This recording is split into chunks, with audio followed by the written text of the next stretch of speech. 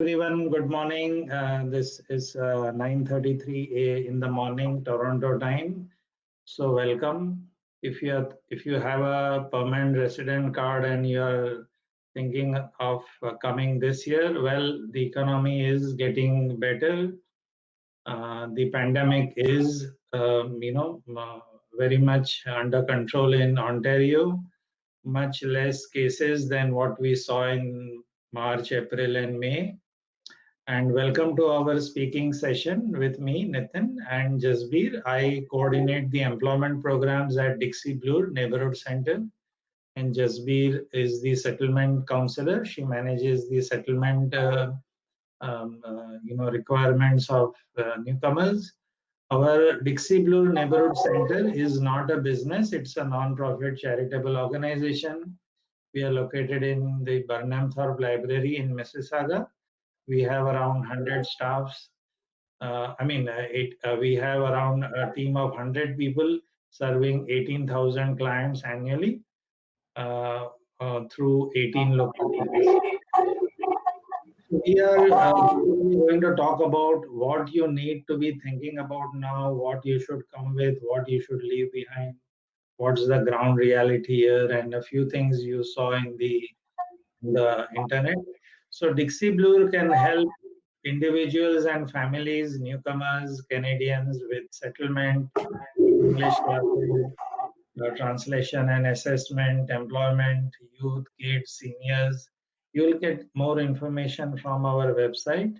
So I won't spend more time here on this.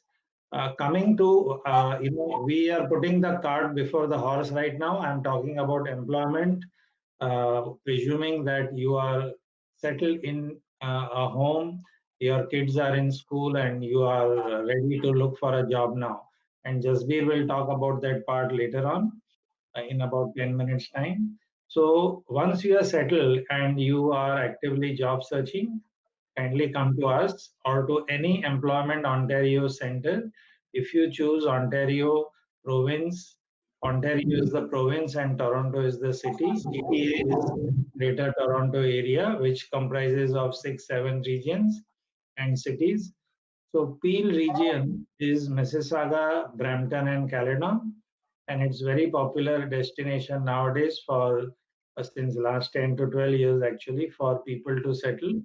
So if you settle in the region of Peel, you're welcome to contact us. We have a team of 3 Employment Ontario counselors, 1 mentoring coach, 1 program assistant and admin, 1 job developer who does liaison with businesses, and I'm the team lead or coordinator.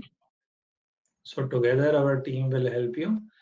Now let's start with, since we have less time, I'll walk you through my top 10 tips, which have been generated after almost 15 years of helping newcomers find a job with around 70 to 80% success rate. So I will share the essence of what I have learned over the years.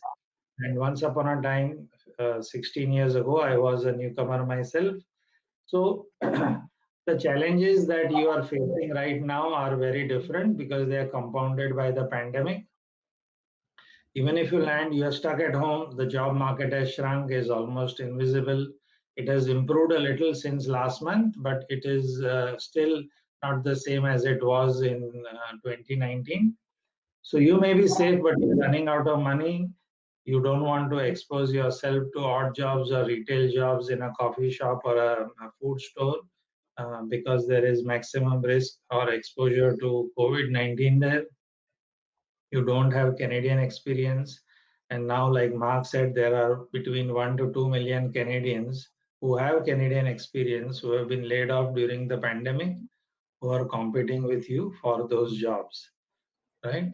So the basic things you should know is who are you competing with, what are the employer preferences, and that is how you can put your best foot forward in the interviews.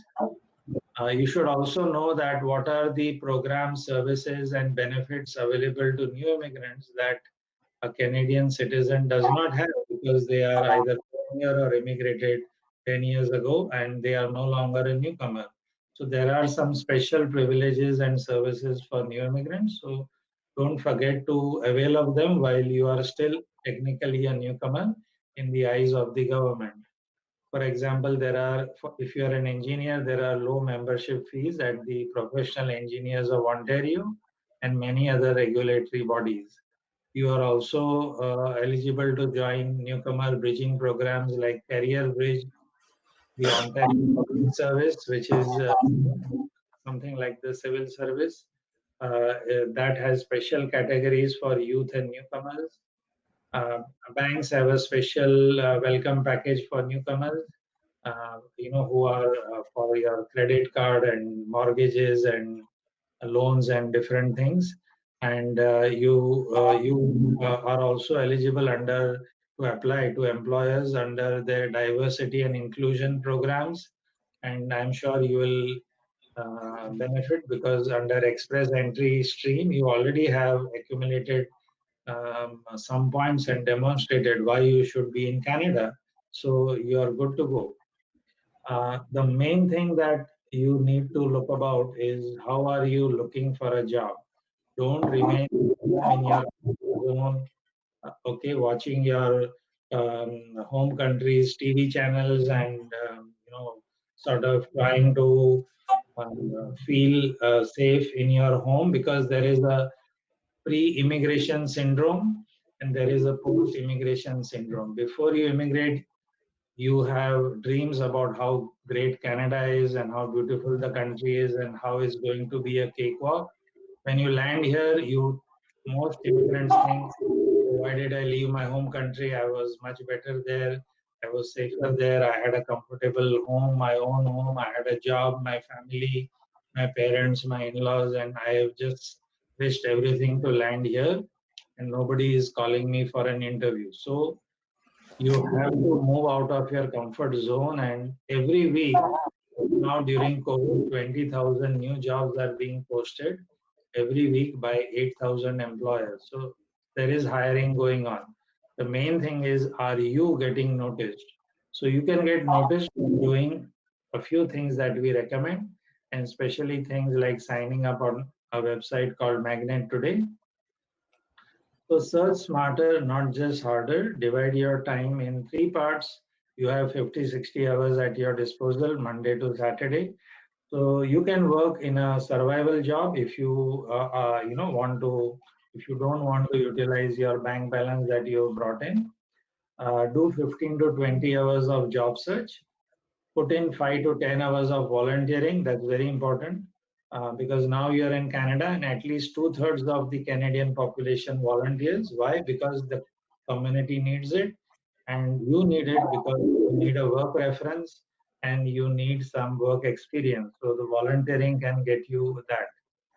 Okay, register online or in person with us, with an Employment Ontario counselor. There are 434 centers in Ontario. We can help you by, first of all, doing an assessment, understanding what you need, and then helping you to make a customized action plan. We'll do a career planning, career exploration, and then also help you develop a plan B so that in case if you're an engineer and you can't get a job as an engineer or an interview right away, you can work as a maths tutor in some tutorial classes. So that's your plan B. It's just an example.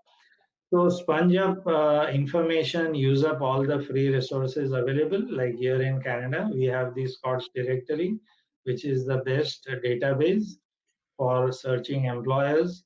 This database has names, designations, phone number, and email IDs of people who are actually working in the jobs in companies right now.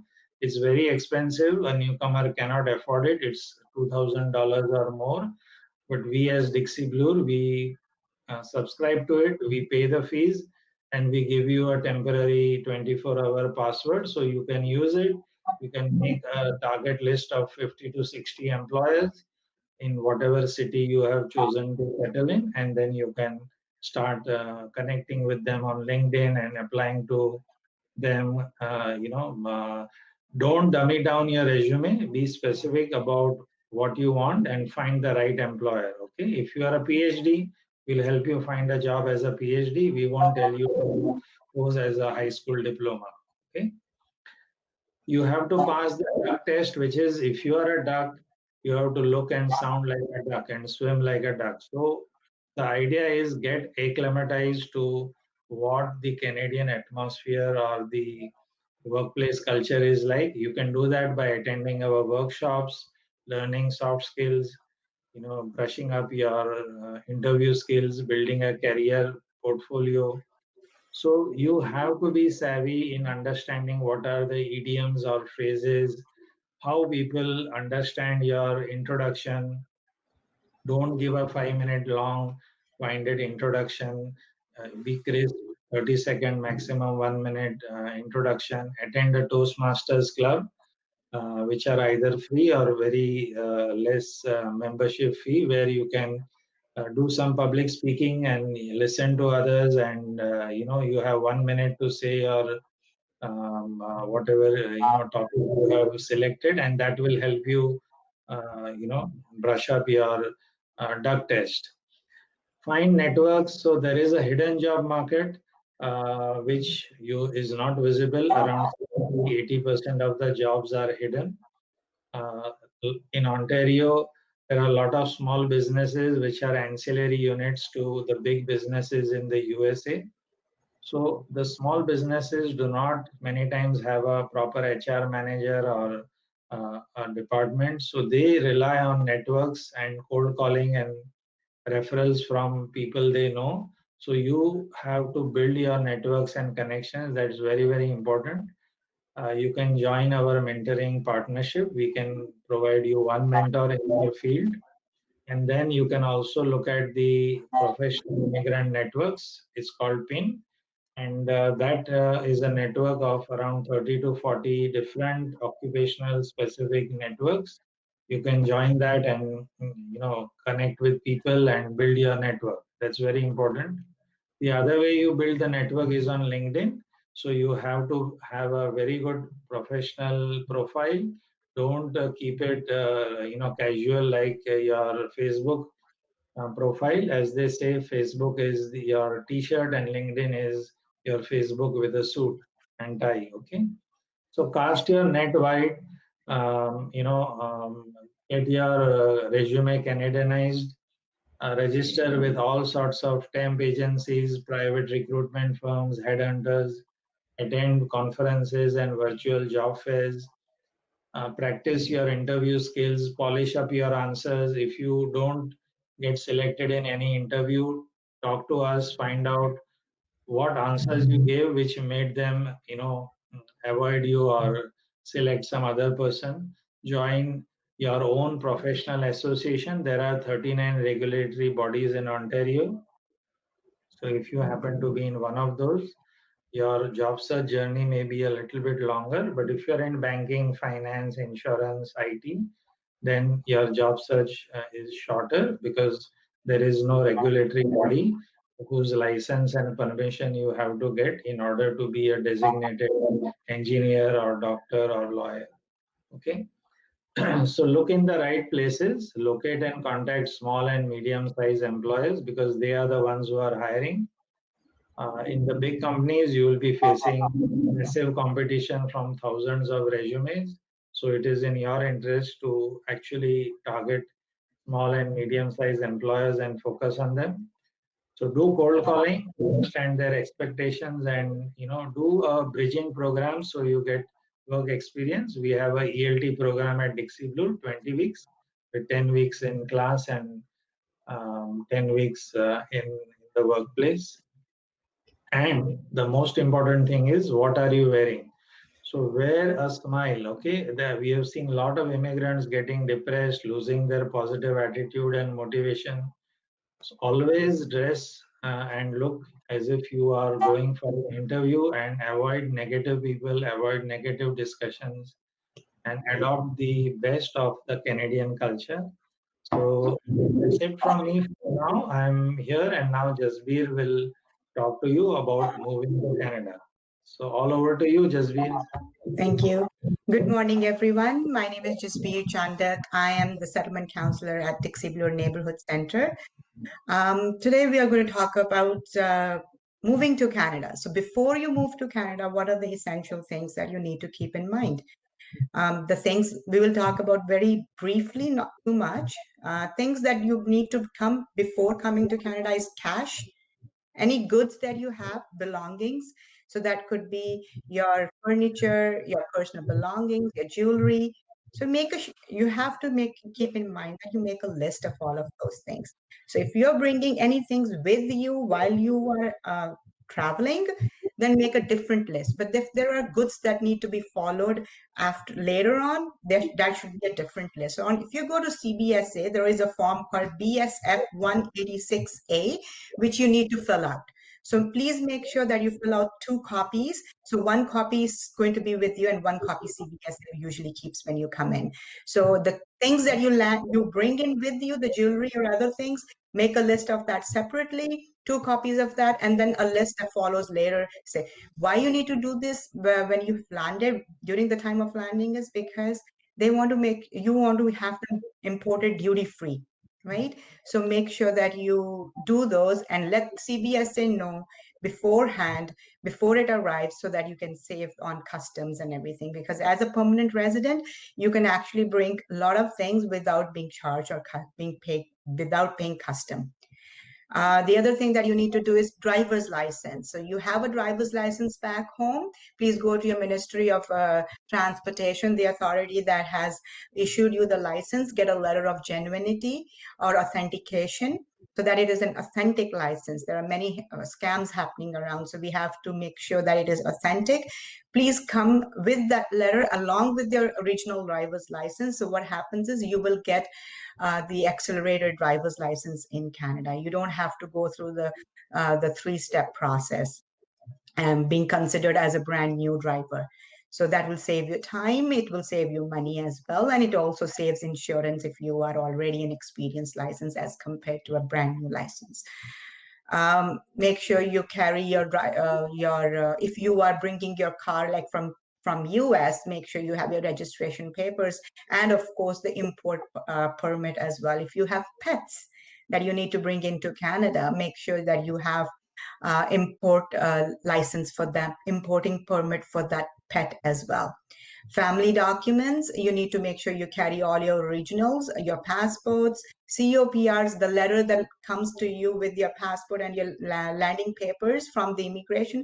Please make sure that you bring all those originals with you when you come.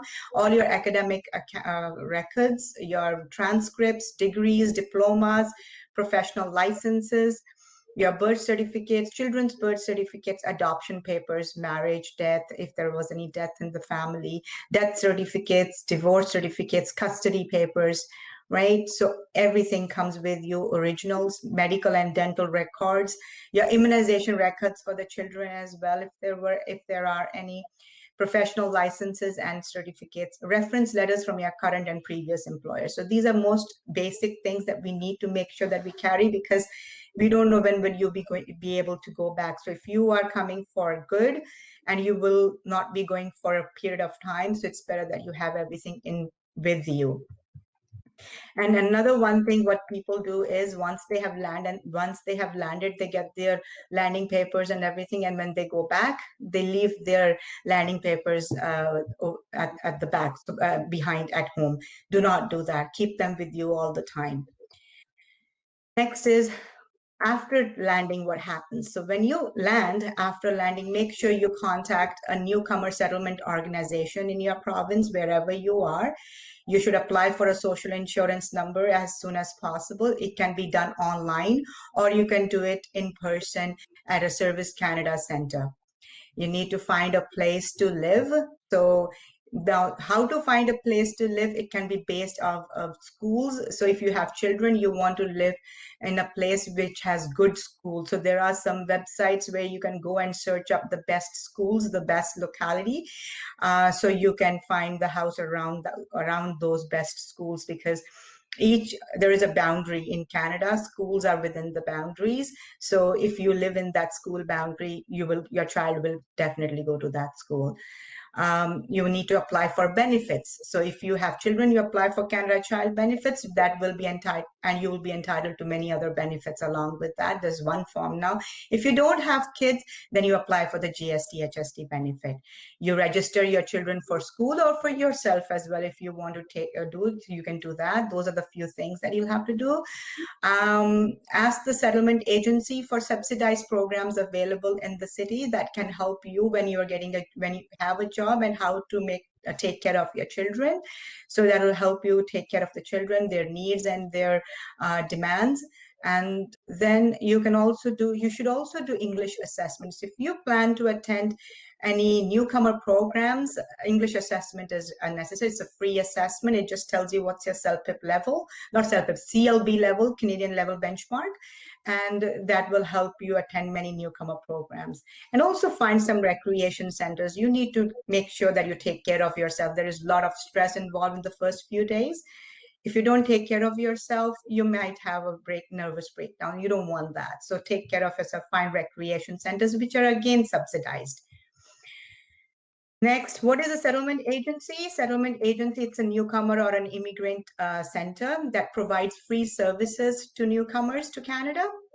And they help you, these services, they can help you settle and adjust your new life in Canada easily.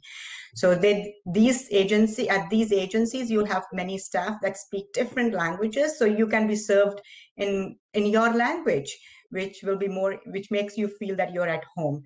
And what do? They provide you information and orientation, a practical guidance that will assist you in coping with the problems of everyday life, an introduction to the local community. They do referrals as well, or advocate for your appropriate services in health, education, social services, recreation, housing, and transportation.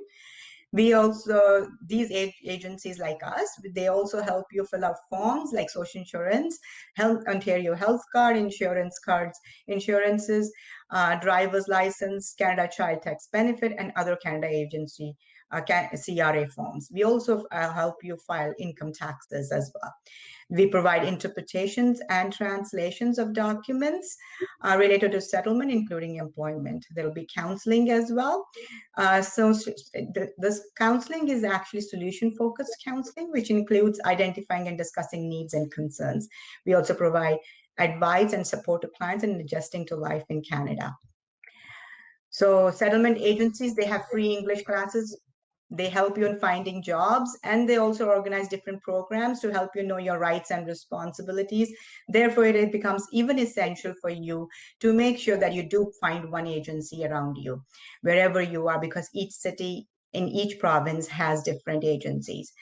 And then I've also listed some resources for you guys. If you can double click on your slides, on the slides, you can copy down or take a picture of those those resources, which will help you guide you from where and how to find the information. And a little quick one, I'll do a bird's eye view about DBNC, that's Dixie Bloor Neighborhood Center. Our agency is a settlement agency, a newcomer agency. What we provide, we do settlement, we do disability support. If anybody has any disability issues, we do provide disability support. We have a support worker. We have English classes that is linked. We provide citizenship classes for people who are ready for citizenship, translation and interpretation. We also commission documents.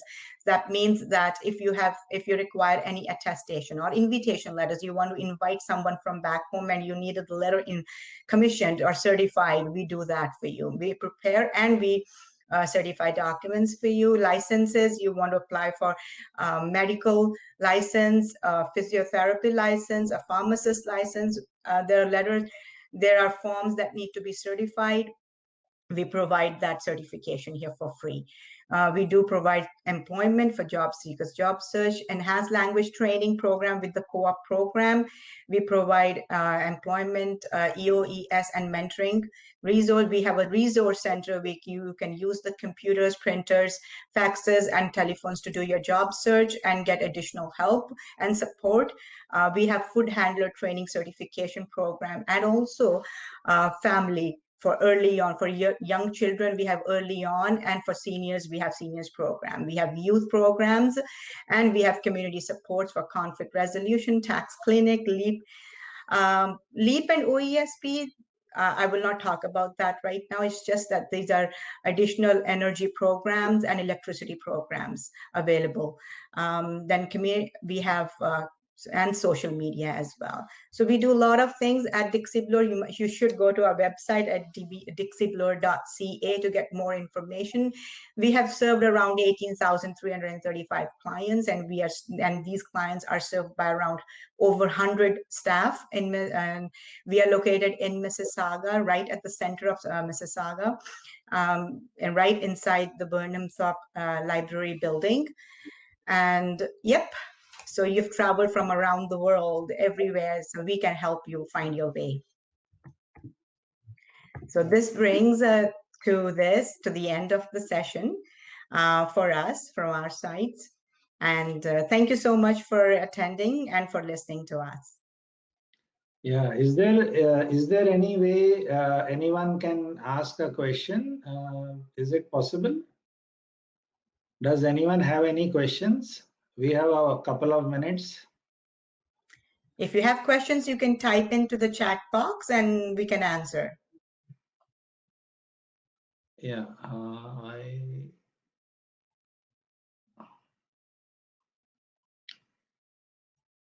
yeah, so Jesse is helping us out. So I think there are 7 people. If I don't think they have any questions, but it's always there are some questions which are very common, like should people come with their family, or should should one person come alone? In many cases, the husband comes first and then invites the family. So there are decisions to be taken like that. And there is a session called CIIP. So CIIP will help you, give you very good guidance in your home country. And you should get in touch with CIIP. Just Google that and find a center online in your country or in person. Basically, if you are coming in summer or fall, compared to coming in winter, whether you have what sort of winter clothing you should bring, how do you explore accommodations? Do you how would you like to live in a basement with less sunlight? What medicines you will bring? What are the cost of medicines in Canada? There are people who should sell their property and come here with money, Canadian dollars to buy a property, so these are all decisions which basically you have to make, and I'm sure you'll be able to make them taking help of your friends and relatives who have already landed here in Canada. So opening bank accounts and safe deposit box. And one recommendation is from me that husband and wife should both have their own separate credit cards. So each spouse has their own credit history, which builds as you spend money and pay your credit card bills. So when you apply for an auto loan or a home loan, both of you have a credit history to talk about. Nitinji, we have a question here. Antonio is asking if it is easier for someone to come to Canada from the US rather than from another part of the world. The answer is it's the same. It's not there. Nothing is, because immigration, you go through whichever country you come from, immigration is going to be the same. They are going to question you about the same things, and everything is the same. So there is no difference in that. Yeah, I have missed part of this session as I was attending another one. Is there a way I can watch it from the beginning? I believe there will be, Hridini, there will be recordings available later on. If you come back here, you should be able to see the recordings. Otherwise, you can always get in touch with us at dixiebloor.ca. Go to our website and we can help you. Any questions that you have, we can definitely get connected. Yeah, there is a simple small intake form where you can put your name, email, and some question, and then our admin will assign you the right department and counselor, and we'll be able to help you out. Right? Yes. Shahla has joined. Is Shahla has a question? Please type into the chat box, Shahla.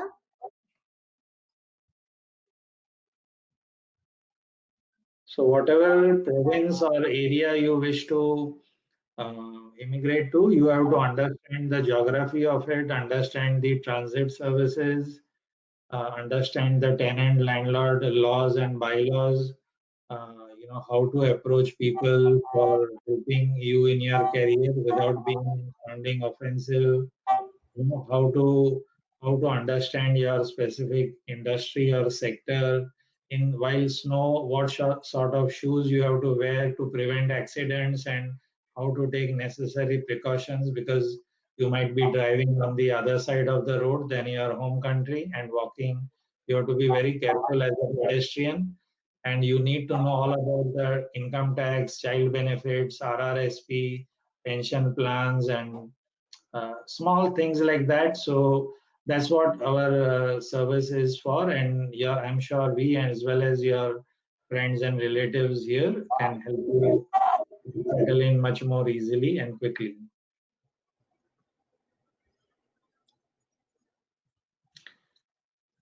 I want to move to Canada from Malaysia. I'm originally from Pakistan. Is there any lawyer I can consult?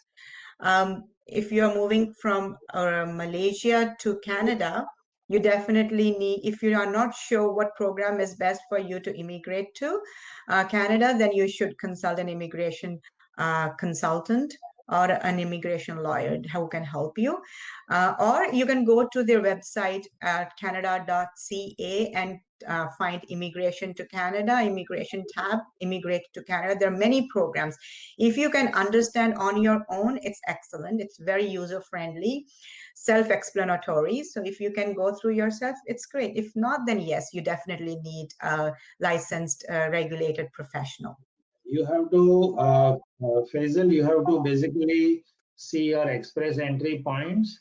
And if you are around 430 or above, I think, then No, the CRS score has gone up right now. In the last month, it went to 475. So if you can get CRS of 475 or higher, then yes, but it's okay. Don't be disheartened. There are many immigration programs that you can still manage to get it. So there are PNP programs as well. Coming into Toronto can become a little bit challenging, but if you want to immigrate to another province, you might have different opportunities so there. my point was, if your express entry score is more than 400 or 425, then you should consult an immigration consultant and think about coming here. If your score is less than 400, don't bother, because I don't think anyone can help you if your score is less than 400, right? That's what I have seen people talking about. No, there is a possibility. There are PNP programs. So let's leave this for the immigration consultants. So that's not our area. That's not Okay. our area. Next question is, yeah. As a question, that what are the prospects for a doctor to immigrate after 40 years?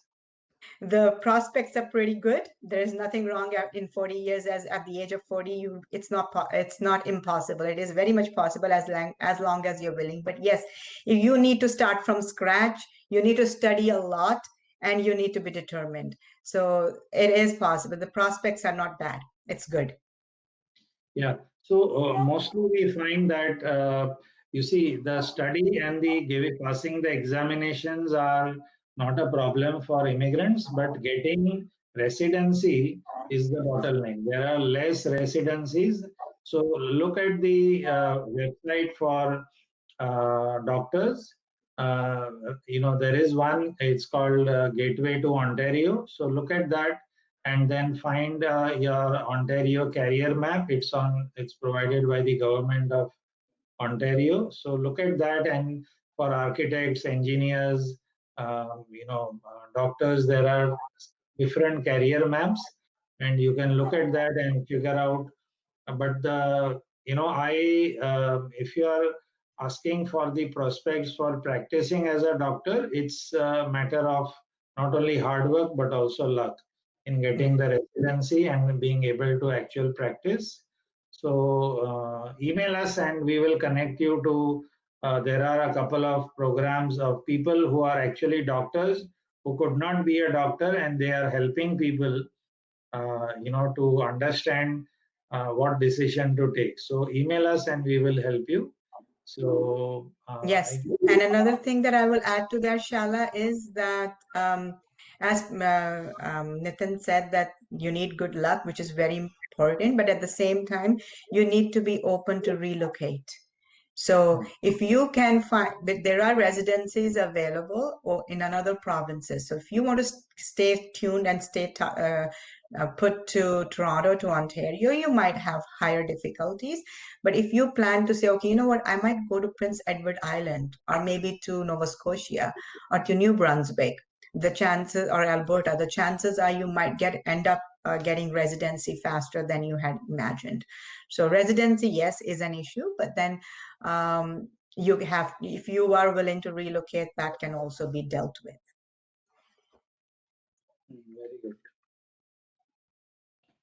So I guess there is no other question, and we can,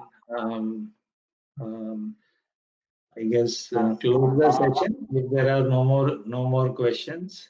So it's a big adventure. If you already have the PR card, don't worry. Make a determination and just fly here. I'm sure your kids will love it. And you also will love it once you get a job and you buy your home and car and everything works out in the long run. So don't worry. And if you have got the PR card, just go for it.